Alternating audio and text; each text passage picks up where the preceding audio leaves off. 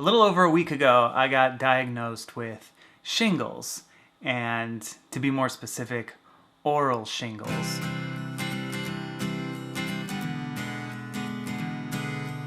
Shingles is a viral infection that usually shows up as a rash. Typically on people it shows up on their torso, but for me it happened in my mouth, and it came on really quickly, and it's a little more rare for it to happen that way. For me, initially it felt like jaw pain, like I had been clenching my teeth all night. I woke up one morning and my teeth and my jaw and the jaw muscles here really hurt. And I thought that was kind of weird. And the next day I started getting these sort of cold sore blister things inside my mouth, and they started coming out of the lip of my mouth. The pain was worse, and this part of my chin or jowl, I don't know, there's a lymph node there, and it started to swell up really big. I could feel it in my neck.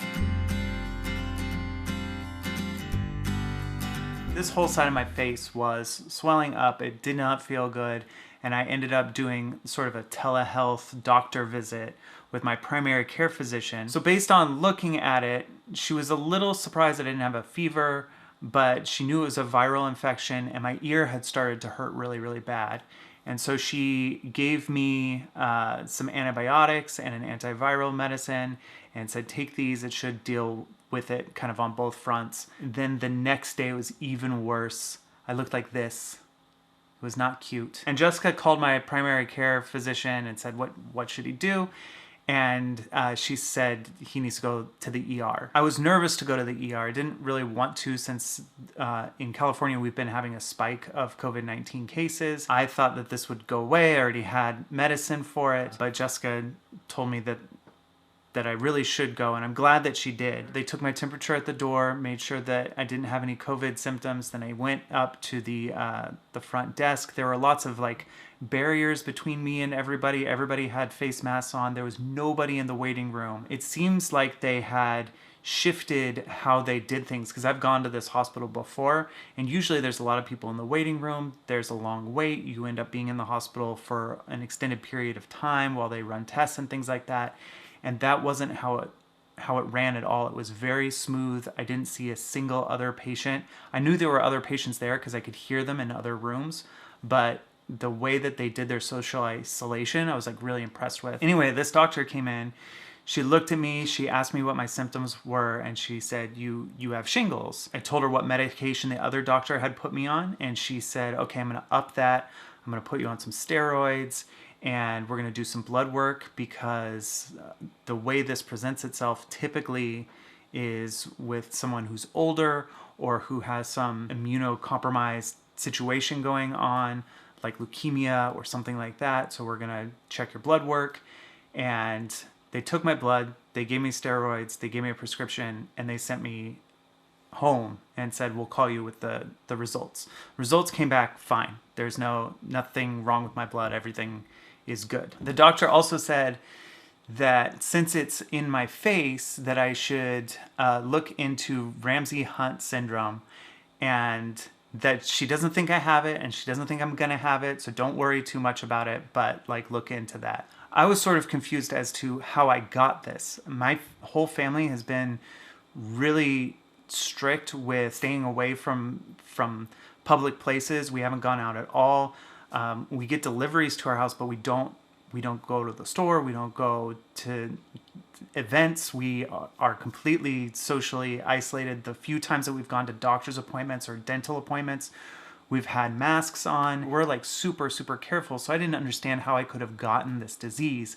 And it turns out I got it when I was 8. This is an adult form of chickenpox. So if you get exposed to chickenpox as a kid, it's still in your body, and it can be brought about by things like having an immune system issue or by high levels of stress. And it seems like, since my blood work came back, that's probably where this came from, was some level of stress. It's weird that it would come in at this point in my life. I feel like I've had more stressful times as part of like me getting better with this, I'm going to be doing a lot more stuff to try and like de-stress myself. And I'd love to know in the comments of this video if you have advice for that. Like, what de-stresses you? What's a good thing for me to look into or do that would help me not be a stressed person? Okay, here's all the medication I've been taking. The first doctor prescribed this. It's a Z-Pak. It was like 5 days of antibiotics. I don't think that I needed that, but she was worried that I might have had like an ear infection that was like started from the virus and then needed to get addressed, like a bacterial infection. This is valacyclovir, and I guess it's an antiviral, but then when I went to the hospital, she upped the dosage and upped the amount of time that I would be taking it. So I ended up taking a lot more of this than was originally prescribed. And I think this is the thing that is like helping me from having any long-term damage. This is prednisone. It's a steroid. I think that was to help reduce the swelling. This one was really complicated. I had to take like 6 pills the first 2 days, 4 pills the next 3 days, 2 pills the next 3 days, and 1 pill the last 3 days. So keeping track of that has been fun. And then I started off just taking Motrin, and the pain was really bad. I couldn't sleep at night. We ended up calling my primary care physician, and they told me to take 4 of these every time I have a meal. So 3 times a day, to have 4 of these plus 1 to 2 extra strength Tylenol, and that they would work together to help with the pain. There is this nerve pain that started getting really, really intense, and I still feel it. And for that, they prescribed this gabapentin, which is very specific medication that I think they only give to people that have seizures and people that have shingles.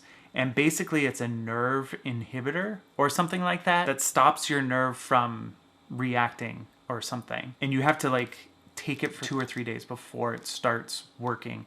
And I'm on my 3rd day now, and I think it has started working. So today has been the best that I've felt through the whole thing. I've had video projects that were like almost edited that just would take 5 minutes of editing, and I couldn't even do it. The pain and me falling asleep and feeling just gross and unable to focus had really like took me out of working just entirely. And the number one thing that all the doctors that I talked to said was that you need to get rest and not be stressed out. Like, just get as much rest as possible and drink lots and lots of water.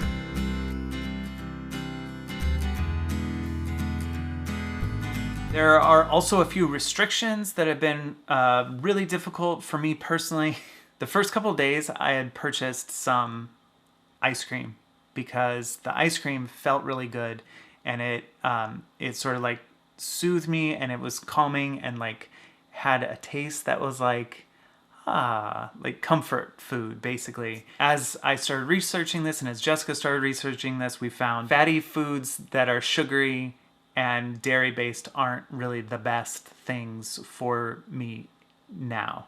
They actually block some of the medication from working. So that hurt a little bit. Also, you're not supposed to have caffeine, and I was a really heavy coffee drinker. Like, I would drink a lot of coffee. I haven't had any coffee in over a week, which I know doesn't sound like that big of a deal, but for me, that's a big deal. Like, coffee was like how I woke up in the morning, how I approached new projects. I would have a cup of coffee. Like, it was like very ingrained in me. I'm kind of hoping that after I get all better and I'm able to drink coffee again, that I drink less of it after this. Like, I know I can go a whole week without any of it, so I'm pretty sure I could drink a lot less in the future. I'm kind of hoping that's a lasting like benefit to this. The other restrictions that were really, really difficult, I actually teared up a little bit in the hospital when the doctor told me this, that I couldn't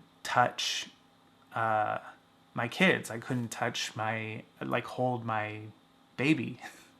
And that was really hard to hear, and it's been really hard to do because he reaches for me. We're like best buddies. We're like really, really good friends, and we play together all the time. And so that part of it's been pretty tough. So Jessica has had chickenpox before.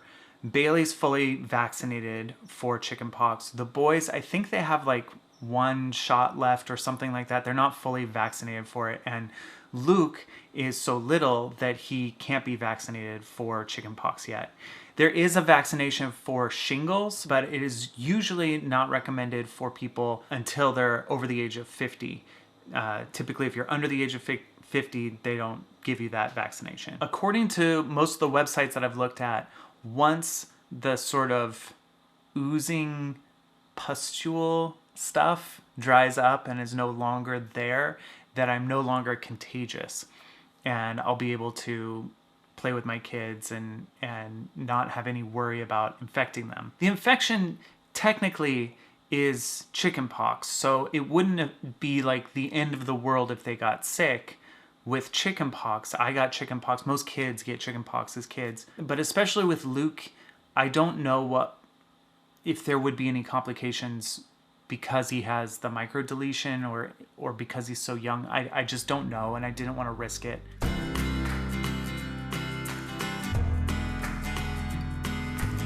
The things that have been getting me through this so far, the absolute like biggest thing is Jessica just helping me. If she hadn't called the primary care physician and encouraged me to go to the hospital when she did, I probably would have lost some senses, like sense of feeling or motion here or in my ear, because I wasn't taking enough medicine. She's been taking care of Luke nonstop. We're very like co-parents. We both help out with the kids. I haven't been able to help out at all. Her having to take up all of that and take care of me has been amazing.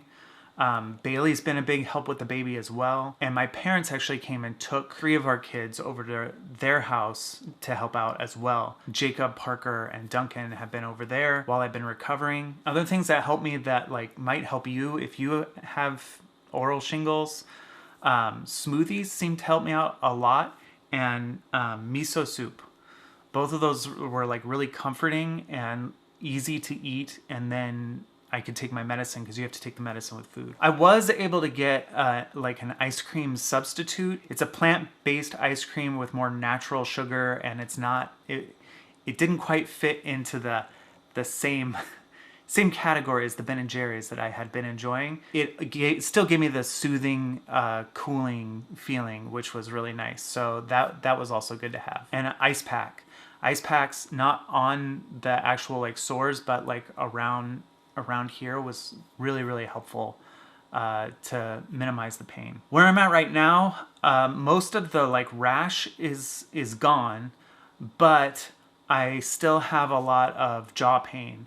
And particularly, it feels kind of like a raw nerve or something like that. If you were getting dental work done without any Novocaine or something like that, and they hit a nerve, that's what it feels like, especially when I drink water. My ear has a lot of weird stuff going on with it. Sounds are sometimes muffled. Noises are really irritating or painful. Like sounds feel like grinding or like screeching. I don't really have the whole like nails on chalkboard thing. Like that doesn't bother me that much, but this is what I assume people feel when they have that. I'm like that with every sound. And then dizziness. I have something called vertigo, which has to do with your ear. Like your ear helps you balance.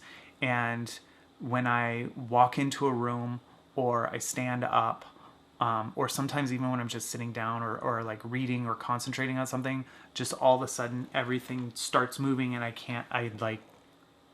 have to just stop and let the world stop spinning in order to keep going and doing what I'm doing. Anyway, that has been my journey through this. If you or someone that you know is currently feeling this, I'm sorry, it's a lot of pain. You will get through it. Take your medicine, drink lots of water, get as much rest as you can. And I just want to thank everybody that watches this channel regularly for your patience with us uploading. We haven't been uploading as frequently, and it might still be a little while before we're back up to the speed that we were at, but all the kind words that we've had through Twitter and Instagram, and the comment section here have been really great. So thank you so much. And yeah, just thanks for watching, and we'll see you next time.